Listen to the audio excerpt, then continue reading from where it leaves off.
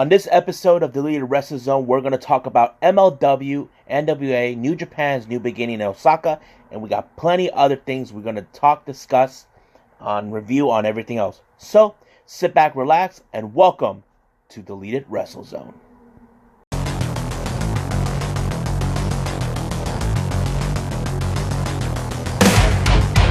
Are you ready?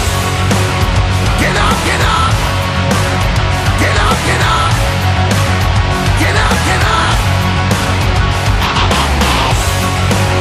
Get up, get up! Get up, get up! Get up, get up!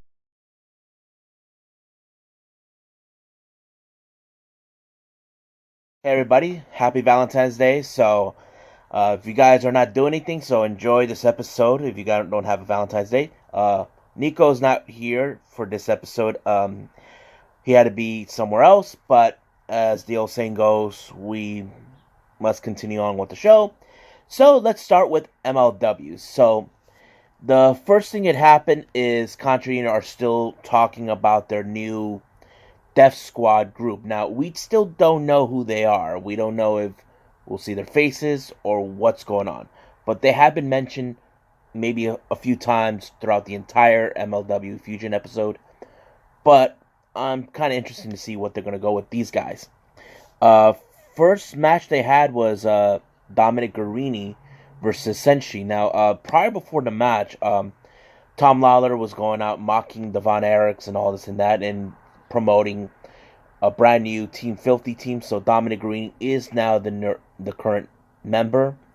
Throughout the match, Dominic Guarini was throwing a lot of the submission moves, like grappling, if you guys are familiarized with that, because he is trained in Brazilian Jiu-Jitsu, the kind of person that Tom Lawler would rather have on his side. But it was a great match. It showed like two different styles, which is someone who's good with submission, the other who's more of a lucha libre style. But yeah, so and Dominic Guarini took the victory, but he refuses to let go of the armbar where he had Senshi in it. But that's how they're gonna play by those rules now for themselves. Now they are promoting their upcoming event called Intimidation Games. That's gonna take place in April 18, which is good. I enjoyed it. They throw in a little bit of the recap of what happened between Marshall Von Erich versus MJF, which is good. Then we had a interview with Dynasty. Now, throughout this interview, MJF had a lot of caffeine. It's too much for you guys. Me, this is what I drink, and I'm not hyper at all. So, and they revealed next week in the upcoming MLW episode that they will be running the show. They'll be the executive producers. So, Alex Hammerstone has a match for himself. So does Gino. Both Richard Holiday and MJF will be in a tag team match to regain the MLW tag team titles. Now, keep in mind, we still don't know when is MJF's last appearance. Now, every MLW event is already taped or pre-taped. So we just got to wait and see when will that be. They had a match between, from Dynasty, Richard Holiday versus Savio Vega. Now, Savio Vega came out with this championship they brought in from the Caribbean. He's, I think, the heavyweight for that one. Much of this match, it was more like Dynasty are trying to prove their dominance, as always, like, other than Contra. So it was a pretty good match, and MJF was still on the side supporting Richard, so that's pretty interesting. And right at the match, there was no interference from Dynasty whatsoever. I think in their minds they look at Savio Vega, a old man who shouldn't be there, that type of ordeal. I've seen those type of matches throughout my life. I just it's kind of interesting. But after the match, when Richard took the victory, he took the title. So he's probably going to have to talk to his father/lawyer to get him a title match for that. But this title is not affiliated with MLW. But you may never know. There's an interview, like a little backstage pep talk between Davey Boy Smith to Brian Pillman. The main event is Brian Pillman will be facing Jacob Fatu for the world title. Now, this is the first time Brian Pillman will have to do this particular type of match because he has like this, but yeah. But later out of nowhere, you get the Von Erichs came out to show the support to Brian because both Von Erichs have firsthand faced off Jacob Fatu before. They know what to expect, and I think the Hart Foundation are very grateful to have maybe an alliance. You may never know if they're going to team up to form like a super team or whatever. That's pretty nice. Now, they even throw in a little promo of Killer Kross. Now, keep in mind, this is pre-taped. Killer Kross is currently now signed with WWE. Now, he's probably already at the Performance Center, but this is when he was still doing some bookings before signing with WWE. So, it's pretty interesting to see what he'd throw in. But, hopefully, WWE does not fuck up Killer Kross because I'll be pissed. Big time. Then they throw in the annual Battle Riot 3. If you guys are not familiarized with Battle Riot 3, this is like their annual Royal Rumble type event. You can either win by submission, pinfall, that type of thing. The winner will get a golden ticket and he can cash in to get a shot of the MLW World Heavyweight title anytime, any place, anywhere type. And this will take place on July 18th in Philadelphia. And then they throw in the whole thing I talked before. The Dragon Gate promotion is coming to MLW. I'm excited to see who's going to show up. They even throw in a promo, the return of LA Park. Now, I still don't know if LA Park will still be in alliance with Selena De La Renta after what happened the last time where LA Park accidentally put through the table Selena De La Renta. So, we just got to wait and see. And then they had an interview with Mance Warner. They asked him what does he thought about Lawler's antics. This is his words. Asshole. And he'll be drinking light beer. Thought I'd throw it in there. Then the main event, we had Jacob Fatu alongside Joseph Samael. Versus Brian Pillman. Now, this match was really good. I really enjoyed it. There was a moment where you see Davey Boy Smith being attacked by the Death Squad, but luckily for him, he had help from the Von Erichs, who we all know they still have a beef. But throughout the match, it looks like it was going into Brian Pillman's way until those inbred children Injustice showed up and cost him the title. It appears like they still have a beef. Injustice are still pissed off that they did not get invited to the Opera Cup tournament. They tried to take out Brian Pillman for that, but looks like there'll be a feud with them. I just got to see the next episode on this one. So, but yeah, it was great. The episode was alright. I'm not saying it's one of the best ones, but there were some good matches, some good promos, mentions, all that. But we just gotta wait to see for what's gonna happen in the upcoming MLW. So I'll be right back with more Deleted WrestleZone.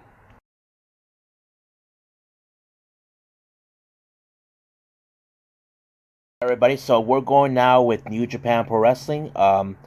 We just had the New Beginnings in Osaka that took place on February 9th. So let's go from start to finish. So it started out with the 8-man tag team match with Satoshi Kojima, Tenzan, Nagata, and Nakanishi versus Humna, Makabe, Hinare, and Taguchi. Now, just to be honest with you, not much fan of most of these guys. I'm a fan of Taguchi, Hinare, and Kojima, Makabe, and Humna. But it was a good match, I'm not going to lie. But this is one of those matches where it's becoming one of the last matches of Nakanishi, to be truth. Not pretty much caught up with some of the olders are still in the company. So it was an alright match. But at the end of the match, Nakanishi, Kojima, Tenzan, and Nagata took the victory. And Nakanishi gave a little speech, I'm assuming it's a farewell. And then let's jump in with the next match. That it was for the IWGP Junior Heavyweight Tag Team titles. This is between Roppongi 3K with Rocky Romero versus Suzuki Gun's El Desperado and Yoshinobu Kanemaru. Now, if you all recall from history, Desperado and Kanemaru were beat Roppongi 3K for the Junior Heavyweight Tag Team titles, and they were unable to recapture them at the time. And now it's like history has repeated, but Roppongi 3K were able to pull through, try to make sure they don't take the advantage on this one. But it was great. I enjoyed it. There was some good moments. I enjoyed it every match. Rocky actually was by their side, and I enjoyed every moment that happened. Now, much of the time, it looks like they were trying to take out Show because he had a bad knee problem, but they were able to pull through no matter what Desperado and Kanemaru were trying to do. But, man, it was a good match.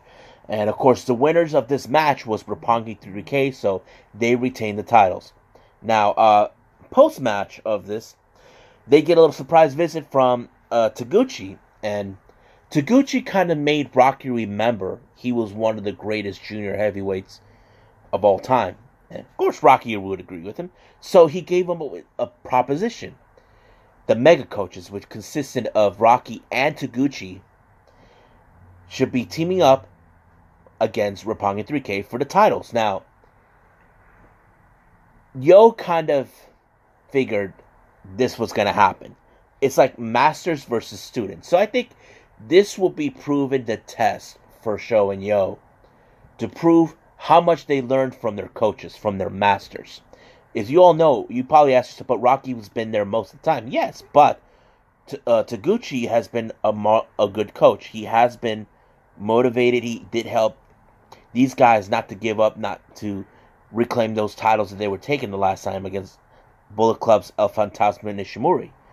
But it'll be a perfect opportunity for these guys to put themselves to the test, and of course, they accepted the challenge. Next match, we had an 8-man tag team match with FinJuice, Tanahashi, and Ibushi versus Bullet Club's God, Yujiro, and Chase Owens. Now, Chase Owens has his eyeball on Ibushi trying to have him join, but Ibushi didn't want nothing to do with them. There was supposed to be a match between these guys on the U.S. tour of the New Beginnings, but Ibushi had to pull out because he had diagnosed with a sickness. But he's all better now, just to reassured everyone. But here's what happened in the end. I'm going to skip ahead. If you all recall, FinJuice lost their titles to God on the U.S. tour. Now, they are entitled for a rematch. But this is what happened. Tanahashi, long time ago, did say that he would like to form a tag team with Ibushi. And apparently we may get that. And what happened at the end of the match, Tanahashi picked up the victory, winning for his team. Now, this would cause a bit of a conflict between Tanahashi and Ibushi against FinJuice, even though those FinJuice do get a title shot. But we just gotta wait and see. And if they have to go where FinJuice has to face against Tanahashi and Ibushi, then so be it. But we just gotta wait and see. And for their announcements that they had two. One, the return of the G1 Climax 30. It's still, they already announced the days, but participants, it's still unclear. And they also announced they're returning to Madison Square Garden on August 22nd for Wrestle Dynasty. Now, I will talk more about this at some other time, but I will put this on my podcast, DWZ Podcast with J-Rod, so I'll talk more about that. So, let's move on. We had a tag team match between Will Ospreay, Okada versus Taichi and Zack Sabre Jr. Now, each of these guys have a feud. Will Ospreay wants to get his hands on Zack Sabre's British heavyweight title. Taichi has a grudge against Okada, so you know how that is. It's always been like that for them. But luckily, Okada and Ospreay came out the victors.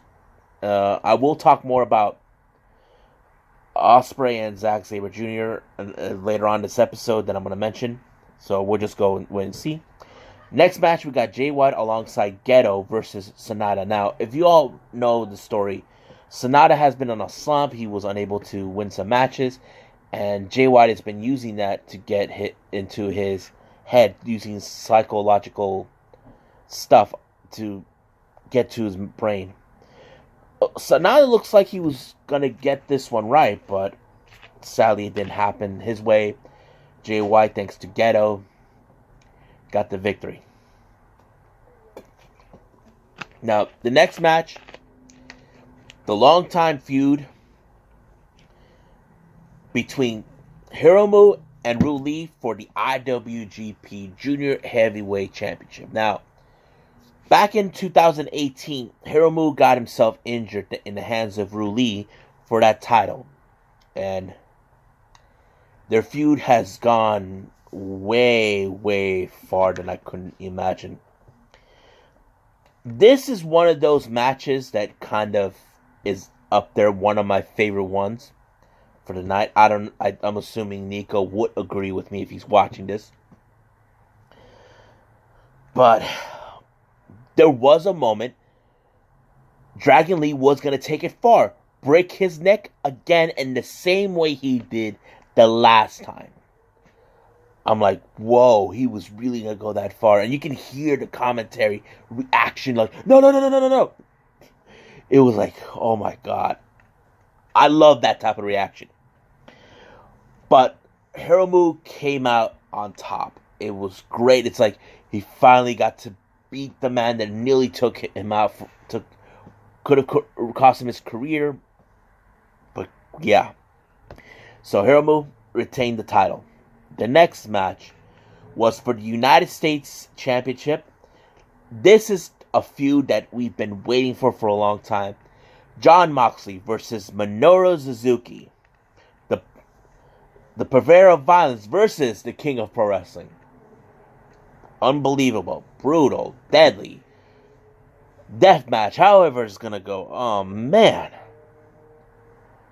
And I couldn't stop with the laughs with Minoru Suzuki. I'm like, dang.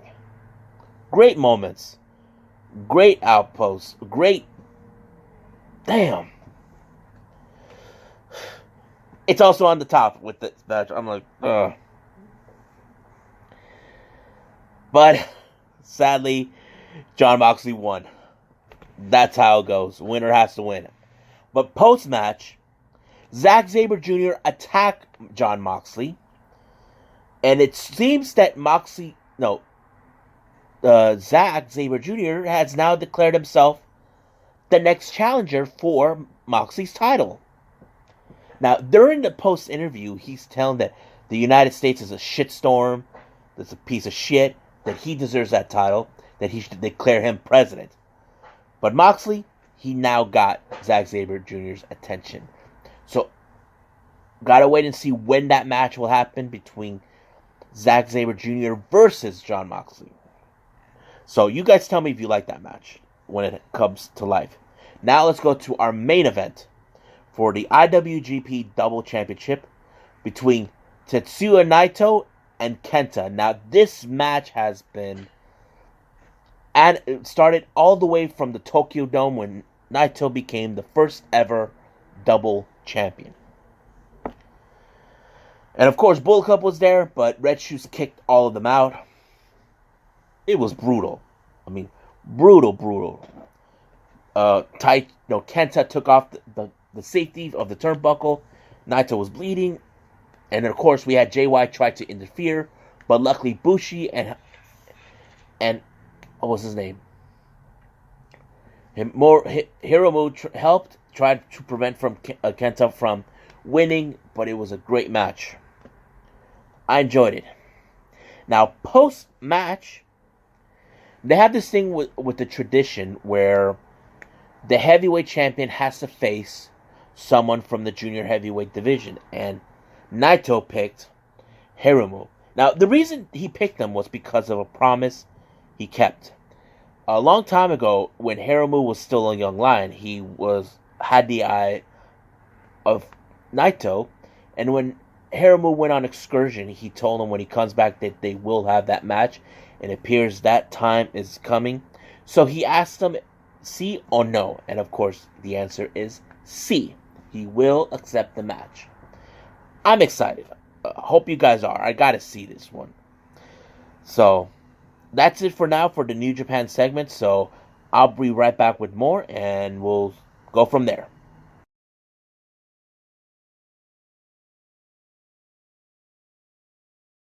Right. Let's go with the National Wrestling Alliance with NWA Power.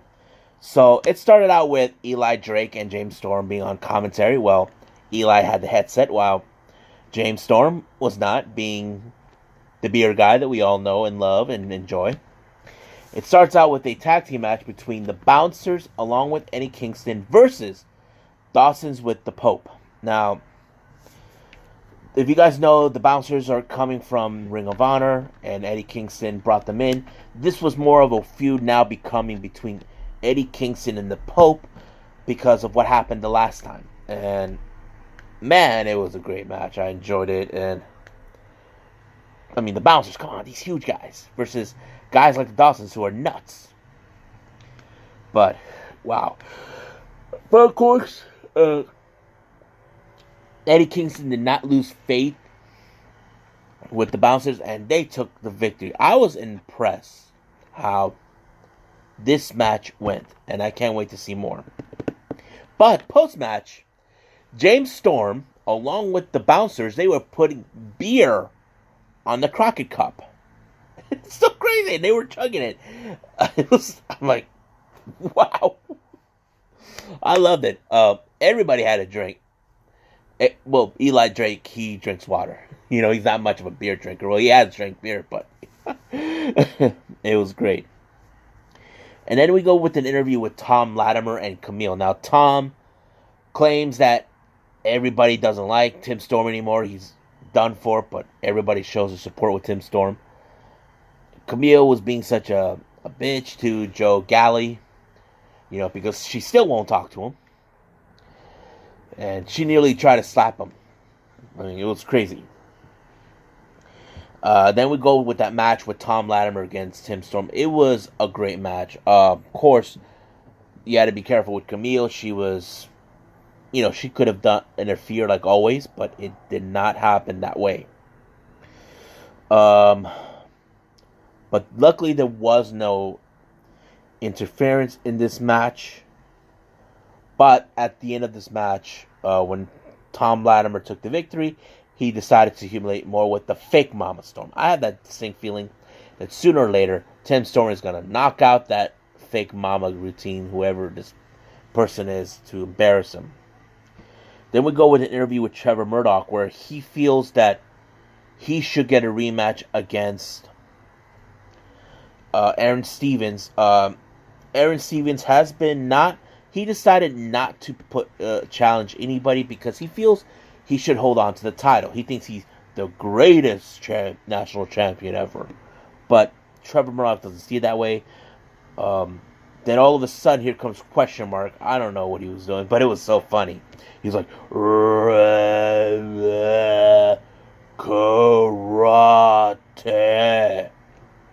I thought it was funny. But yeah. Now, as you all recall a while ago with NWA, Nick Aldis will give Marty a chance at the title under one condition. If he loses, he must pay back the money to all the people that went to see that match at the Crockett Cup. But apparently, he went to Ring of Honor to get the answers, and he teamed up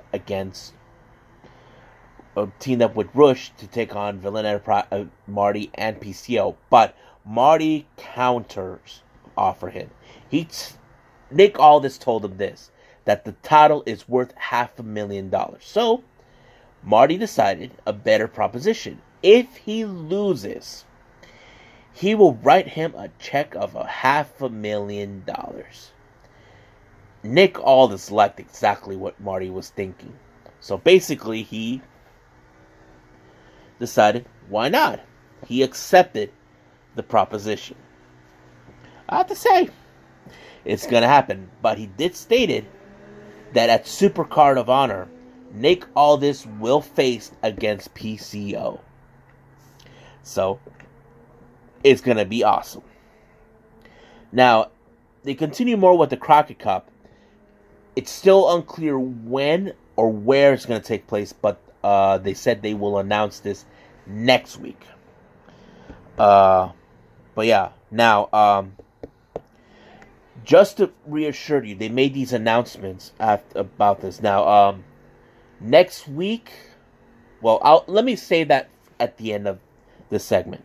Let's jump in with the TV Championship between Ricky Stark versus Matt Cross.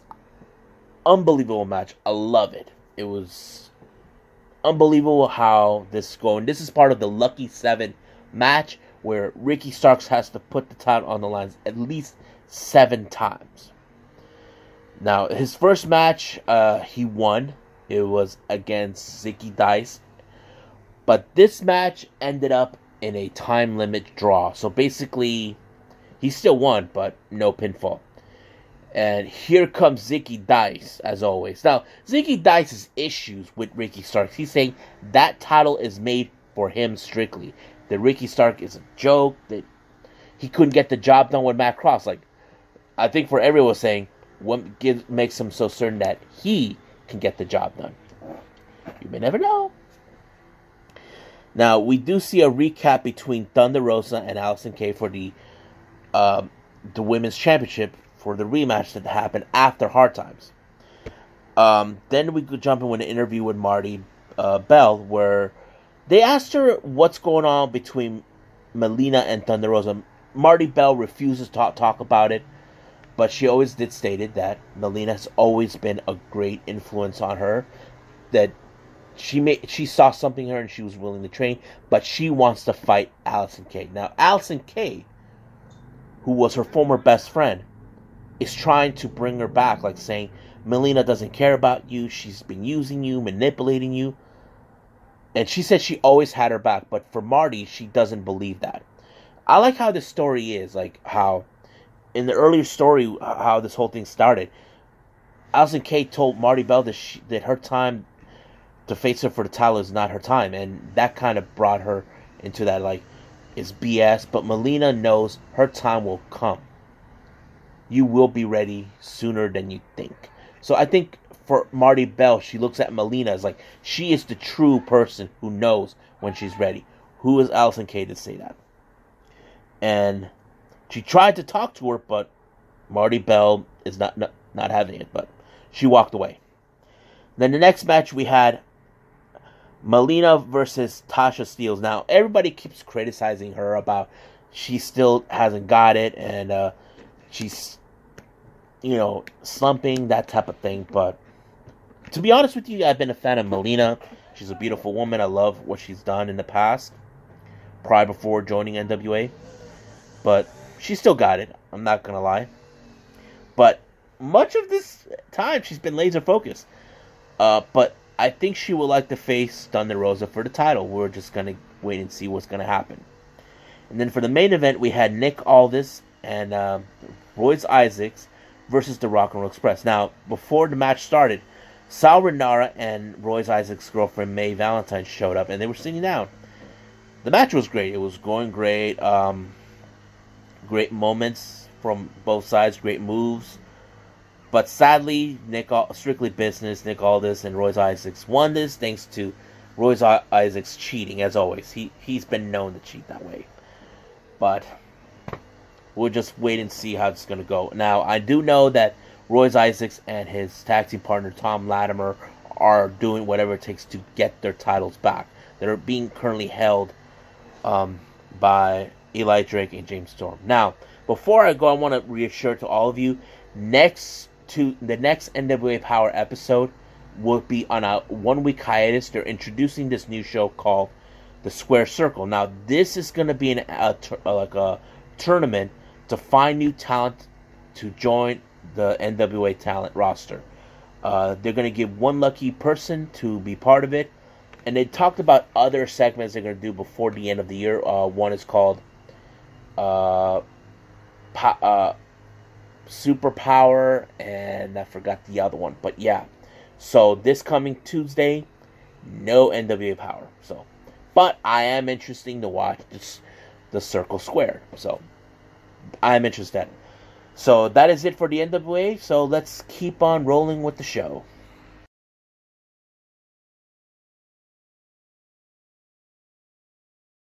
Right now with the Wednesday Night War.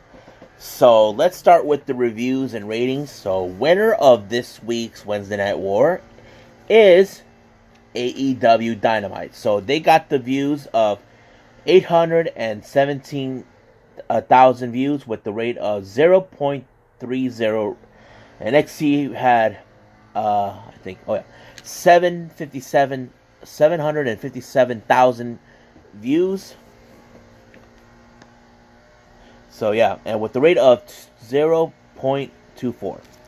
Not bad. But there was a dip with AEW Dynamite. Maybe it went down like somewhere around 12%, but not bad. I mean, they still win the war. You know, I don't think it matters anymore. I think AEW has shown a lot of good potential, even though Vince tried everything in his power to have fans not watch it, but too bad. So I don't think it matters anymore. I think, to me, it's already proven AEW are here to stay. Now, let's go with the first match that started. It's for the AEW World Tag Team titles between Hangman Page and Kenny Omega versus SCU. Now, before the match started, they get a little message from the Dark Order. As you know, Dark Order has been targeting Scorpio and Frankie Kazarian because they offered a position for CD, but he turned it down big time.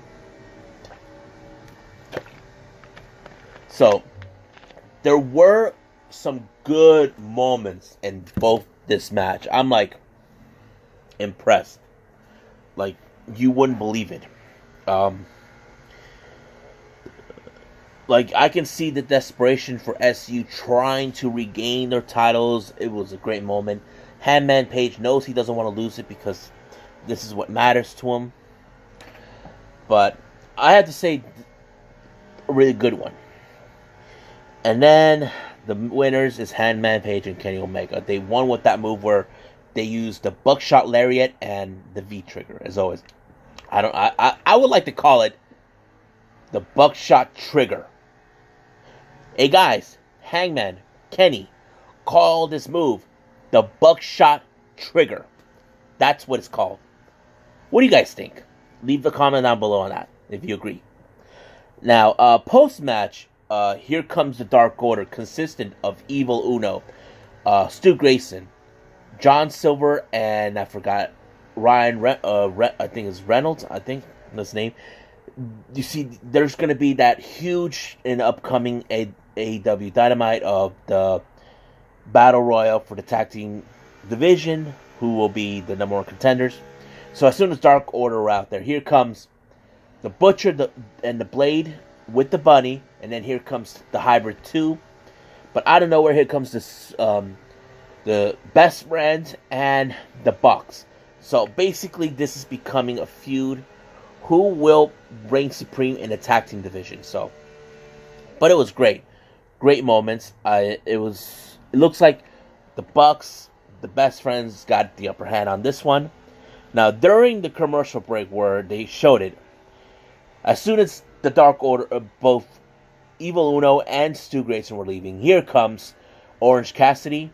He gets in their face, but he was distracting until they got Super Kick Party. It was so great to see that it worked. But right in the end, you see the Bucks and the Best Friend do the hug. Right in the middle of them is Orange Cassidy. That was a great moment. I love it. I love that.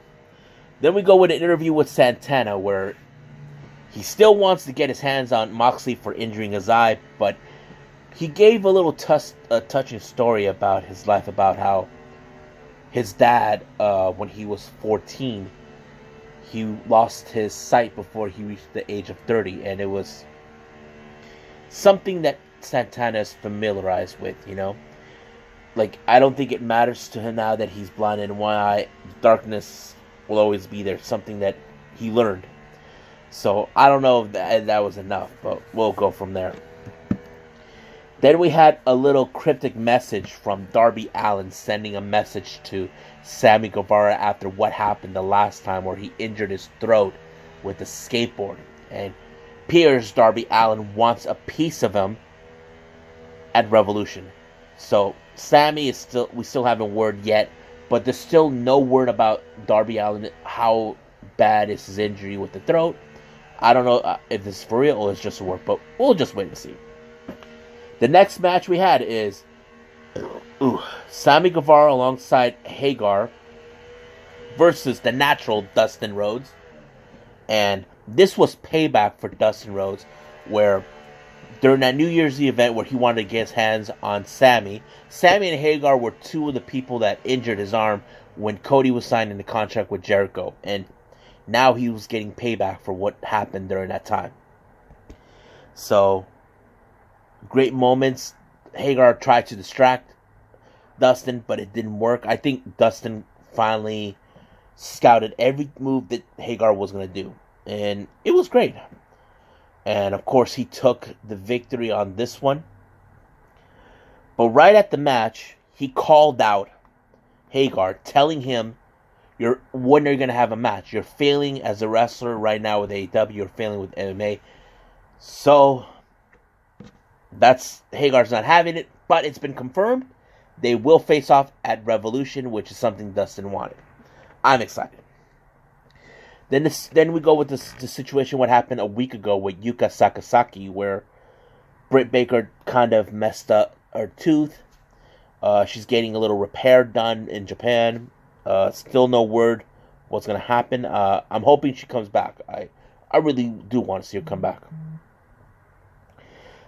Then we had that interview with Britt Baker, as always. And, of course, she called the Austin Texans big fat something because they eat Whataburger. Now, if you guys are not familiarized with Texans, they have like their own version of In-N-Out called Whataburger. I never ate it. My brother has. But we're seeing more of the evolution of Britt Baker now, going from babyface to heel. So I'm really excited to see how they're going to go with this one. Then we had our next title defense for the AEW Women's Championship between Riho and Nyla Rose. Now, this is a match that was more like David versus Goliath. Now, I'm going to be honest with you guys. I have to say this is the best women's match that AEW have put out. Now, I know people are saying they don't have the best women's matches, but this one finally took the stronghold where it needed to go. Great moments with Rio and Nyla Rose. I was so happy how it did.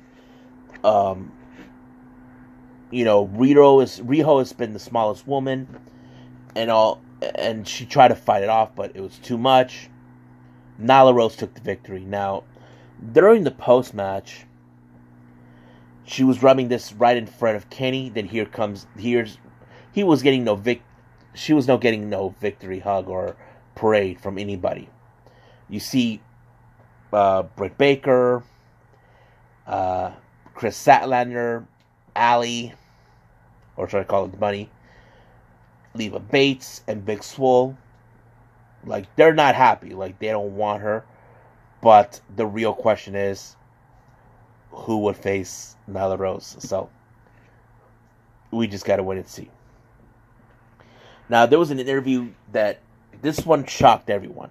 Chris Jericho is still upset over what happened with Moxley, what he's been doing. He said that he's still pissed that he took the car, from last time. So he said he scoured the globe to look for a bounty hunter, his personal mercenary, and the person he mentioned, man, he was not who I expected. It turned out to be Jeff Cobb. I'm like, whoa. You gotta be kidding me. I know what you guys are saying.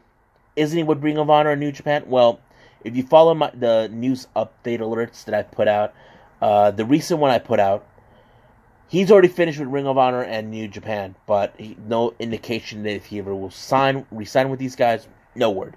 As for AEW, that's something we still don't know. He's a free agent. He can do whatever he wants. So let's just leave it as that. Then we saw the recap with the 10 lashes of Cody where, that lash. But during the commentary we had for this next match, it was MJ versus Jungle Boy. Brandy Rose was right there, even though she's still disgusted what MJF did. MJF told Wardlow, that he got this. Great match. I was pulling through for Jungle Boy. And Brandy said that if Jungle Boy beats MJF, he becomes her new best friend. But sadly, Wardlow showed up, as always, and gave him that big diamond ring from that tournament they had. Knocked him out and win. Wardlow was given the orders to take out Jungle Boy, but luckily Jurassic Express happened. But also, this is something you guys don't know. I would love to see Luchasaurus versus Wardlow. That's a match that is meant to happen. I would love to see it. So, I'm excited. So, let's go with this. Continue on. Pac gave a little message to Kenny, try to tell him, you know why you've been a slump, Kenny. It was me who did it. So he wants to be the guy that ends Kenny once and for all after losing to him at All Out. But we're going to see what's going to happen. Now, before the main event, we had Jericho, Hagar, and Guevara going to one of the VIP boxes to watch the match between Santana and Moxley. Now, it appears Santana almost had everything to scraps. Ortiz spit alcohol right in the good eye of Moxley, but somehow he was able to pull through. He actually beat Santana, but Ortiz was giving them the beatdown. Here comes Hagar and Guevara, then Jericho. They're trying to ensure that Moxley will not make it to a Revolution because he does not want to lose the title. So he's trying to find a way. But the biggest shocker happened at the end. Jeff Cobb showed up and gave him his finishing move, Tour of the Islands, which was so crazy. And I know it's buzzing the entire wrestling world about Jeff Cobb. So I will continue more about Jeff Cobb as soon as possible. I know he's right now one of the biggest talks that's been happening, making this appearance. Now let's go with NXT. It started out with Roderick Strong was demanding an apology from Velveteen Dream for humiliating him because he saw something in his pants. A picture of Velveteen Dreams with his wife and kid. And Velveteen Dream is taking it personal. Now, here's the thing. Velveteen Dream always takes things personal. But this time it was more personal between the two. I'm don't know what to expect. Now, Roderick Strong still did not know he's had someone who wants to get his hands on, and that's Bronson Reed. A week ago, in the last NXT, what's his name?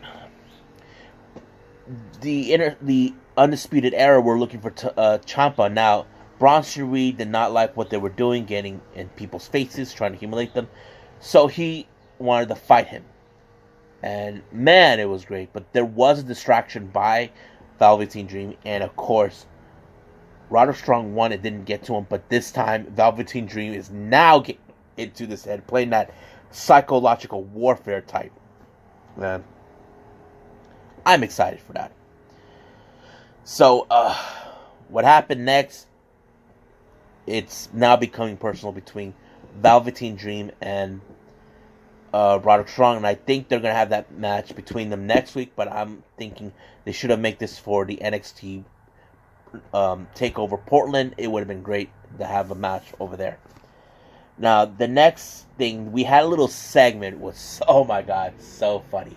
The Broserweights are happy they won the Dusty Rhodes Tag Team Classic, and they're planning to go to Portland to win the NXT Tag Team Championship. Now, they decided to go. How they gonna get there? bro, road trip. It's so funny. They took a drive, but of course, if you guys know Pete Dunne, he's not actually American. Some countries you have to drive on the left side. So it's so funny. They get their car towed. Like, but here's the reason: neither of them have a license. I'm like, I love this awkwardness between the two. Oh my god, I love it. Then we jump in with the interview with Angel Garza. Now, Angel Garza has another opportunity to regain the cruiserweight, but he has to go through the one man that he beat for that title, and that is Lio Rush. Now, Lio Rush came out reminding him, you may have beaten me for the title, but I'm not that guy anymore. So Garza, he doesn't care. He probably thinks you're the same guy I beat for the title, but we just gotta wait and see. Next match, we had Candice LeRae versus Dakota Kai, two former friends. This became personal with Candice LeRae because she was very close with Dakota Kai and Tegan Nox. But Dakota Kai, since she betrayed Candice and Tegan, it's personal for her too. So even though Candice could have won, but it didn't happen that way, Dakota Kai took the victory. But Candice wanted to take her out, but Dakota got to it first, used the ring bell, but out of nowhere, here comes Tegan Nox. Still wants to get a piece of her and break her in half. I'm excited. I think they're gonna be this is gonna be an interesting story. How it's gonna end, or they're gonna continue more. We don't know. Then we have a match between Johnny Gargano and Cameron Grimes. Now, this whole thing began where Cameron Grimes was getting in Gargano's face. William Regal made the match happen, and Cameron Grimes made the mistake of getting in Gargano's face, trying to make a proof himself that he's a perfect name, but he should not have messed with Gargano. But we still gotta wait and see what's gonna happen with Gargano when he faces off with Balor, so we'll get to there. And then Adam Cole had an interview about how he's now he knows what's at stake, that he will deal with Tommaso Ciampa when it comes, but he wants to teach Kushida a lesson in a non-title match for the main event. Then we had another segment with the Broserweights. They're riding like a little paddle boat cruise, and Matt is trying to have inspiration and try to think how they're going to go to Portland now that their car is busted. But he's like, light bulb. It's great. I love it. Then we had a little promo with Robert Stone and Chelsea Green. Now, they still hadn't forgotten what happened the last time. Kaden Carter beat Chelsea Green, and this time they want Kaden Carter to face Chelsea Green, this time for retribution for the loss. And they said that once Chelsea Green beats her, people will be talking about him and Green. So I don't know if that one's going to take place next week, but we got to keep an eye on that. And then we had that match for the number one contendership for the NXT Cruiserweight title between Lio Rush and Angel Garza. Now, this has become more like Lio Rush is evolving more as a wrestler. It's proving that he's not the same guy that lost the title. He is trying to be a new person, but despite Garza, he still sees him as the same. But man, oh man, he actually pulled through. He did prove that he's not the same guy. And he won the match. And here comes Jordan Devlin, the current Cruiserweight champion, telling him, don't ever bet against an Irish Ace. And this is going to be an interesting match. I'm not sure if this is going to happen during NXT or on TakeOver, but I'll find out more when we get there, when that happens.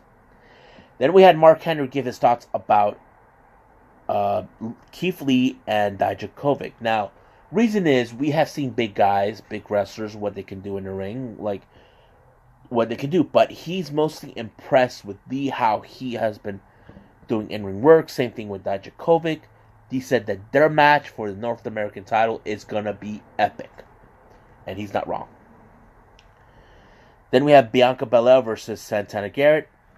I like to call this the squash match. easily. But she is saying that she's going to dethrone Rhea Ripley at TakeOver in Portland. But Rhea Ripley is reassuring her that it's not gonna happen. But she got knocked out by Bianca Belair, so that's gonna happen. Now, next thing, the final segment for the Broserweights. They hitched a ride on an airplane, but it's not the way Pete Dunne thought. Exactly, they hitched right in the cargo area, and it was Triple H's plane. Yeah, I know. I was like, what? I don't know what to expect, but it was so funny. So it's like, Portland, here we go. Now let's go with the main event, Adam Cole versus Kushida.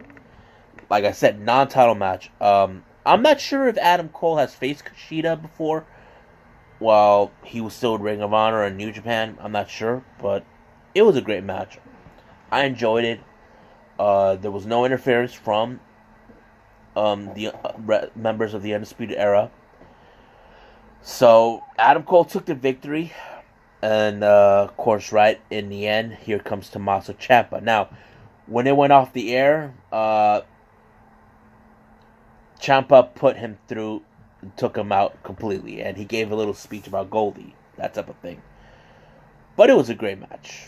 But great ending. I wish he could have aired it, but they didn't have enough time. You know how TV deals are.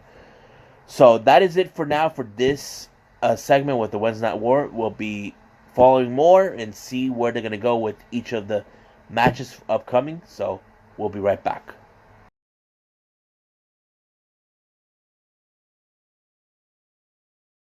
The last thing I'm going to do is news updates. We have some upcoming events. One is already taking place on the other side of the world in the UK, Rev Pro for high stakes. I don't know if anybody's watching that right now or they have. This one has some pretty good matches. So let's start with what matches they have. There's going to be a 6-way scramble match. Mark Haskins versus Chris Brooks versus Matt Kurt versus Carlos Romo versus Hakuleo versus Kyle Fletcher. So that's one match right there. And then the next one, Jeff Cobb versus Dan Maloney. Next match, a no DQ match between Eddie Kingston and LA Park. Ooh, that's going to be interesting. Then we have the SWE Speed Ring title with Ricky Knight Jr., I don't know who they are, and versus Robbie X. Next one is a tag title, the Legion, I don't know who they are, versus David Starr and No Fun Dune. Interesting. Then there's a women's title between Zoe Lucas, who's the current champion from what I understand, versus Giselle Shaw.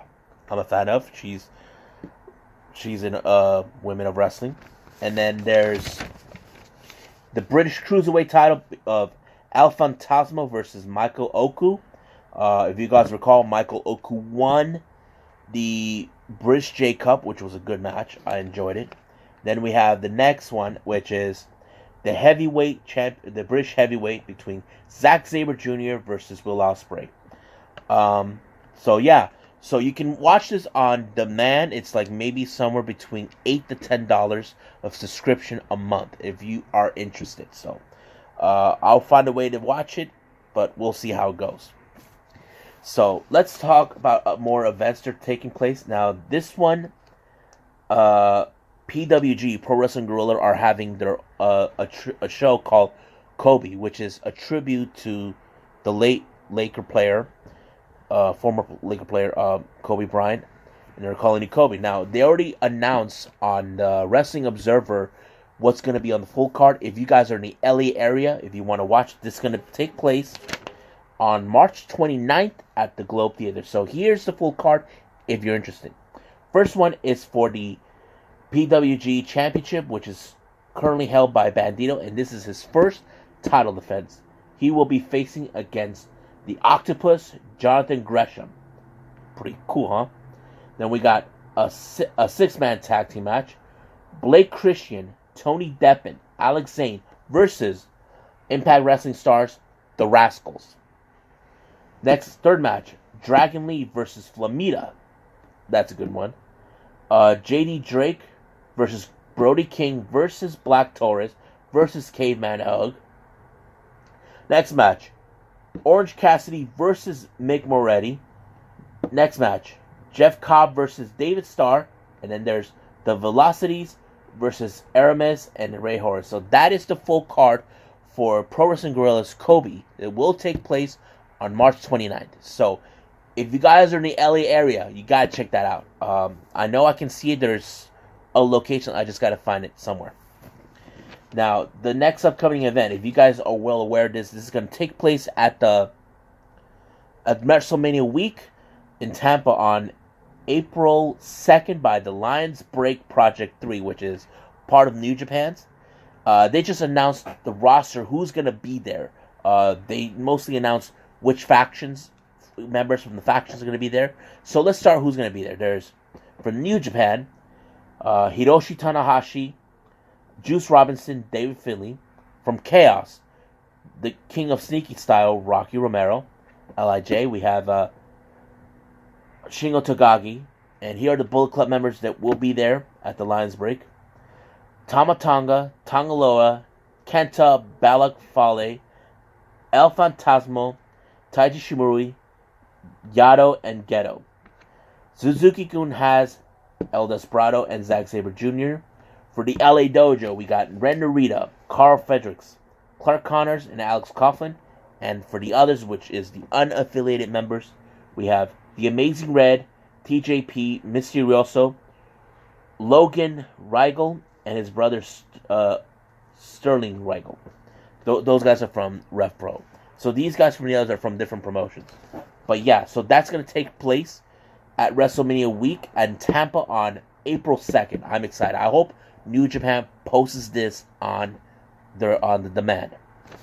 Now, the upcoming events they have coming, if you guys are fans of Bar Wrestling, which is Joey Ryan's promotion, there's two events that they announced.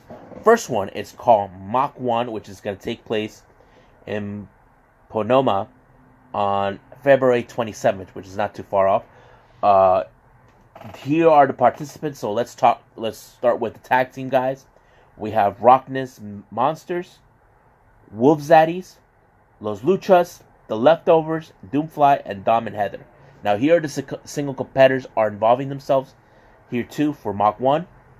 We have Orange Cassidy, Chris Bay, Daga, Kimberly, Joy Run, and Anna Brooks. So this is going to be for the Mach 1 event. I can still see this one on the File on Demand. It may take maybe a month just to upload it. I'm not sure. And the next one will take place on March 11th. They're calling this Mamba, which is another tribute to Kobe Bryant. Now, they haven't announced who's going to participate, who's in the roster, what's the full card. But I'm excited for that. So, yeah. So, that's what's going to happen. Now, as you recall not too long ago, they are throwing the WrestleMania week events. Like, I could have put this on the same segment with New Japan, with the Lions Break Project 3. But I'm going to do this right now. They just announced for one of the events for WrestleCon that's going to take place at Tampa, Joey Ryan's Penis Party. Yeah, so they have already announced some of the matches. So here they are. It's going to take place. This is sponsored by the Hot Spots Network. So same thing like Define the Mon and Rev Pro on Demand. So here's the matches. RJ City versus Effie. Priscilla Kelly versus Downhauser. Chris Brooks and Maki Itoh versus Miyu Yamashita and Konosuke Takashita. Shaza McKenzie, Kylie Ray, and Giselle Shaw versus Amale, Taya Valkyrie, and Evilise.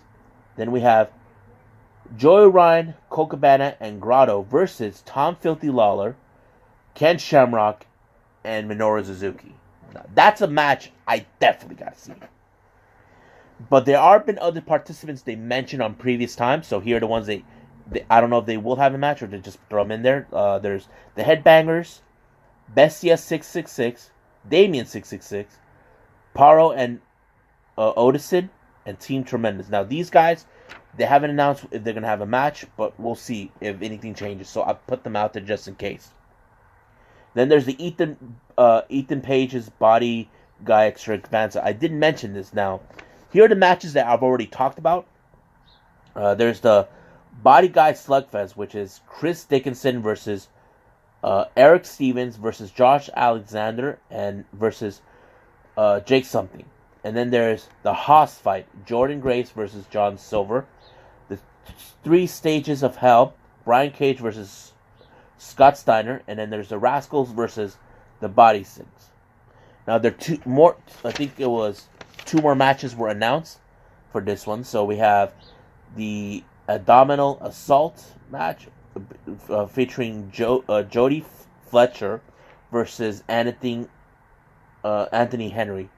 And then there's the Body Part Scramble. Now, Joey Ryan is in this match, but there's 2 others. I don't know who they are. They never mentioned their names, but they're told there's 4 more involved. So I will keep tabs on that. So we'll go from there. Now, here's some interesting news that came out. Teddy Hart has been arrested for drug possession. It's not the first time he's been involved in drugs, but yeah. So it's kind of sad. He's still being accused for the disappearance of his girlfriend, which he claims he had denied any knowledge of it. But yeah. And then finally we had, well, for the WWE stuff that came out, Kathy Kelly is leaving WWE. Now, you probably ask yourselves, is she fired? No, she wants to leave. And this is going to take place after, she'll be leaving right after NXT TakeOver Portland. And it's going to be a sad timing for the NXT fans. They love her, all this and that. And then the final thing I want to talk about, if you guys have already been aware, Simone Johnson, the daughter of The Rock, Dwayne Johnson, has now signed a full contract with WWE. She'll now be training full-time at the Performance Center. And now she's going to be the first ever 4th generational wrestler, stepping up like her father, her grandfather, and great-grandfather. So, I will talk more about her on the podcast. So, like I said, follow me on the podcast on DWZ with J-Rod. I will be talking on certain subjects that I've already mentioned, and the others I haven't. So, I will say there'll be more stuff coming up that I'll be talking about. Hopefully Nico will be back to do this again. Like I said, I apologize. He had other things he had to take care of. But like I always say, the show must go on, even if it has to be me. But I must bid all of you adieu. So goodbye, and have a nice day. Bang.